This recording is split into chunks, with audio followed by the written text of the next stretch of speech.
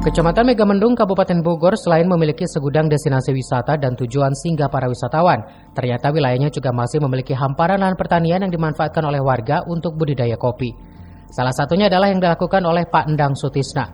Dengan mengumpulkan hasil kebun kopi dari warga sekitar desa Megamendung, Pak Tisna memproduksi bermacam olahan kopi dari jenis Robusta dan Arabica, hingga pemanfaatan kulit kopi untuk obat herbal. Sejumlah pameran telah diikutinya sehingga kopi Cipendawa dari desa Megamendung ini makin dikenal. Selain menghasilkan pundi-pundi uang, dengan usahanya ini Pak Endang dapat mengkaryakan warga sekitar tempat tinggalnya. Usaha ini tak lepas dari perhatian dan peran pemerintah Kecamatan Megamendung yang terus konsisten melakukan pembinaan dari mulai penanaman, perawatan hingga pemasaran. Kalau bahan itu kami ngambil di para petani, ya, di kelompok tani khususnya yang ada di Megamendung itu ada beberapa kelompok tani. Dari kelompok tani Silih Asi, Megamendung, Megamendung Hijau, Mekar Asri, Paseban Mandiri, itu dari bahan baku ya. Kita proses di sini, Pak. Itu kita ngambil cerinya, kita proses di sini sampai jadi green bean seperti ini. Nanti ada beberapa metode dari natura, full wash, honey, anaerob fermentasi, wine. Sementara hanya kita proses kebutuhan market aja, Pak. Pemasarannya gimana?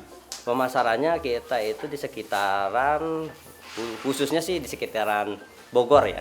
Kita dan juga difasilitasi, dibantu dari forum UKM untuk market sampai ke legalitas juga ya. Alhamdulillah sampai saat ini kita terbantu itu untuk market.